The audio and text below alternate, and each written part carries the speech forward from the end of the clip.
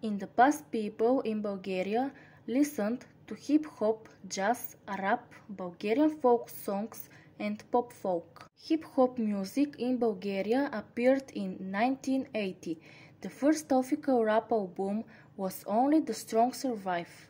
In 1942, the first jazz orchestra in Bulgaria and the Balkans was created. Rap music appeared in Bulgaria even before 1989, but due to the lack of knowledge of the English language, Bulgarian groups didn't perform seriously in this genre.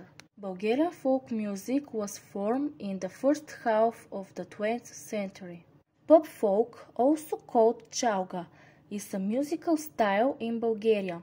The style combines Bulgarian, Arabic, Greek, Turkish and Gypsy melodies. Nowadays, a large part of Bulgaria listens to pop folk.